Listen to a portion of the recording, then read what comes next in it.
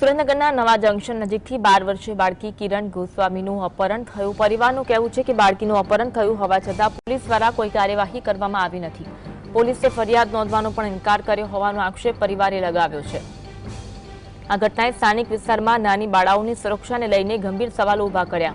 પરિવાર ફૂટપાથ પર રાતો ગુજારવા માટે મજબૂર બન્યો। પોલીસ મથકના ધક્કા ખાઈ થાકી ગયો। ભારે રોષ સાથે પરિવારે પોતાની વેદના વ્યક્ત કરી, જેમાં તેઓને પોલીસની નિષ્ફળતા પર સવાલ ઉઠાયા છે। પોલીસ દ્વારા નિષ્ક્રિયતા દાખવવામાં આવી હોવાનો આક્ષેપ પણ કરવામાં આવ્યો છે।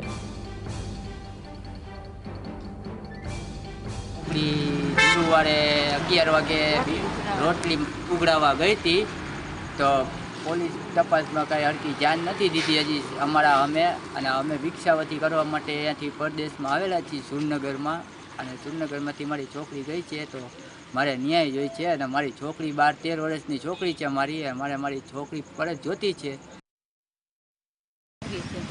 4 દિવસથી ખોવાઈ ગઈ છે પણ કોઈ કાંઈ જાણકાર મળી નથી મારી દીકરી।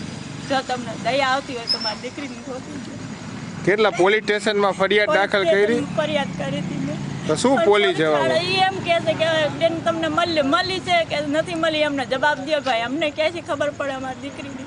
પોલીસ સ્ટેશન તો અમે અમથાનું આવતા હોય, તમારી સહાય લેવા અમે અમથાનું આવતા હોય।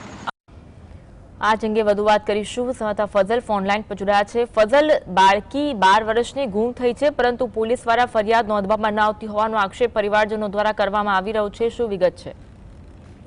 ખાસ કરીને સુરેન્દ્રનગર જિલ્લામાં કાયદો અને વ્યવસ્થાની પરિસ્થિતિ સતત કથળતી જઈ રહી છે। ચોરી, મારામારી, લૂંટ, હવે તો અપહરણની ઘટનાઓ પણ સુરેન્દ્રનગર શહેરી વિસ્તારમાં બની રહી છે।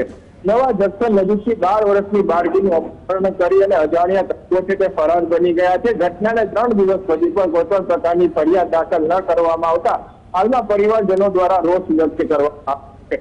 ત્યારે 12 વર્ષીય જે કિરણ ગોસ્વામી છે તેનું અપહરણ કરવામાં આવ્યું છે। પરિવાર જેતપુરથી સુરેન્દ્રનગર આવ્યો હતો ત્યારે તેની સાથે રહેલી 12 વર્ષીય કિરણ ગોસ્વામી નામની બાળકી તેનું અપહરણ કરી અજાણ્યા તત્વો ફરાર બની ગયા છે। પરિવાર રોજ પોલીસ સ્ટેશનના ધક્કા ખાઈ રહ્યું છે, પોલીસને રજૂઆત કરી રહ્યું છે, હાથ જોડી રહ્યું છે અને આજીજી કરી રહ્યું છે। તે છતાં પણ પોલીસ ફરિયાદ દાખલ કરવામાં નથી આવી રહી અને આ બાળકીની શોધખોળ પણ નથી આવી રહી। અંતે આ પરિવાર છે તે કોઈ સહારો ન હોવાના કારણે ફૂટપાથ ઉપર માટે મજબૂર બની રહ્યું છે।